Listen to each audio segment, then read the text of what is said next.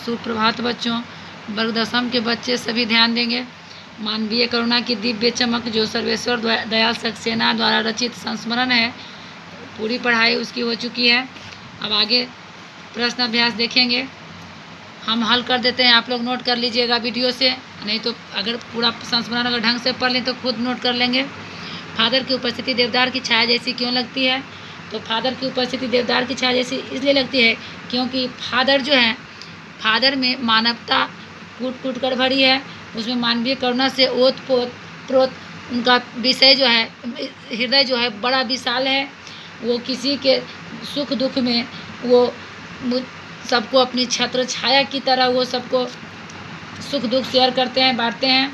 वे सभी के उत्सव में सम्मिलित हो जाते हैं एक परिवार की तरह। आप जो भी बढ़ा चढ़ा के लिख, हिंदी अपनी भाषा है, आप चढ़ा बढ़ा के कुछ भी लिख सकते हैं उसी से रिलेटेड। फिर देखिए दूसरा क्वेश्चन, फादर बुल्के भारतीय संस्कृति के एक अभिन्न अंग है, किस आधार पर ऐसा कहा गया है? देखिए, तो भारतीय संस्कृति के अभिन्न अंग है, तो वो सबसे पहले तो ये कहिए कि वो अपने देश को छोड़ के ये भारत को, यहाँ अपनी संस्कृति सभ्यता, यहाँ की सभ्यता संस्कृति को सबसे पहले वो अपनाए हैं, अपना देश उन्होंने माना है। फादर बुल्के को भारतीय संस्कृति का अभिन्न अंग इसीलिए माना गया है क्योंकि वो सबसे पहले बेल्जियम से आए थे और भारत आकर यहाँ की संस्कृति में वो रच बस गए। दूसरी बात, वे सदा कहते थे कि भारत ही मेरा देश है, भारत के लोग ही उनके लिए अधिक आत्मीयता थे, यानी भारत के लोग से उनकी आत्मीयता जुड़ गई थी, उनकी आत्मा में भारत के लोग रचे बसे थे।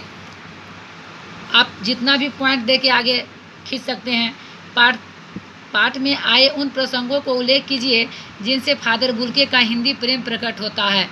तो हिंदी प्रेम प्रकट होता है, आप देखिए यहाँ देखे थे कि वो जब पढ़े थे, क्या है, हाँ, रहकर 1950 में पूरा ये क्या राम कथा उत्पत्ति और विकास परिमल में उनके अध्याय जब पढ़े थे, उसी समय से इन्हें हिंदी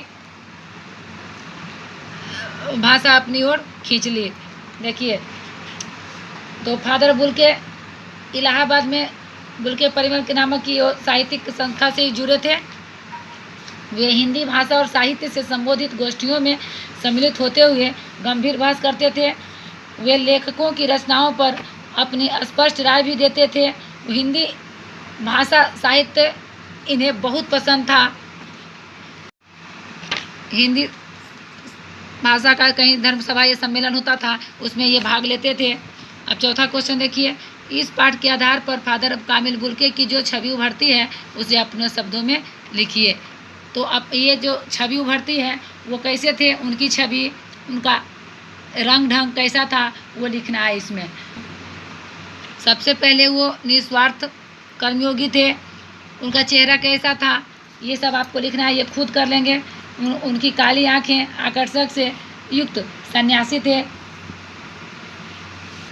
लेखक ने फादर बुल्के को मानवीय करुणा की दिव्य चमक क्यों कहा? तो लेखक ने फादर बुल्के को मानवीय करुणा की दिव्य चमक क्यों कहा, ये आप इसमें जितना भी लाइन भर सकते हैं। तो सबसे पहले फादर के हृदय में मानव के प्रति करुणा की भावना थी। उनके मन में अपने हर प्रियजन के लिए, उन्हें कोई अपना कोई परा नहीं, हर प्रियजन के लिए उनमें उनके प्रति अपनत्व था, अपनेपन की भावना थी। वे लोगों को अपने आशीष से भर देते थे, प्रत्येक व्यक्ति के वो सुख दुख में जाते थे। देखिए, सन्यासी होते हुए भी वो अलग थे, सभी के सुख दुख में जाते थे, सांत्वना देते थे या तो आशीष देते थे। अगर दुख हुआ तो सांत्वना, अगर खुशी का माहौल है तो आशीष से भर देते थे। अब छठा क्वेश्चन देखिए, फादर बुल्के ने सन्यासी की परंपरागत छवि से अलग एक नई छवि प्रस्तुत की है, कैसे? तो सबसे पहले देखिए कि फादर बुल्के सन्यासी होते हुए भी वो सन्यासी की परंपरा से वो अलग हैं, कैसे हैं? तो सन्यासी जो व्यक्ति होते हैं वो उसमें सामाजिक संबंधों से कोई संबंध नहीं रहता है, वो जो पारिवारिक जीवन से कोई संबंध नहीं रहता है, वो विरक्त रहता है। लेकिन ये सन्यासी होते हुए भी वो विरक्त नहीं हुए, वो सभी मानव को अपनत्व की भावना से देखते हैं, सबसे प्रेम से मिलते हैं, सुख दुख में साथ देते हैं। भाई की तरह पुरोहित बनकर जाते थे, आशीर्वाद देते थे। कामिल बुल्के सन्यासी से इसी तरह से सन्यासी से परंपरा छवि से अलग है। अब देखिए आशय स्पष्ट कीजिए। नम आँखों को गिनने स्याही फैलाना है। यहाँ देखिए ये देखिए वहाँ से लिया गया है ये वाक्य कि जब वो उनका निधन हुआ था तो वो कहे थे कि आ गए हैं अपना देश छोड़ के, तो कौन रोने वाला है। तो यहाँ रोने वालों की संख्या में असंख्य व्यक्ति रोने वाले हैं। अगर गिनना है तो स्याही फैलाना यानी असंभव है। जितने कहने का तात्पर्य हुआ कि उस समय नम आँखों वाले व्यक्तियों के नामों का उल्लेख करना स्याही फैलाने ने स्याही बर्बाद करने के समान है। दूसरा देखिए ख, फादर को याद करना एक उदास शांत संगीत को सुनने जैसा है। तो फादर को याद करना एक उदास शांत संगीत सुनने जैसा है।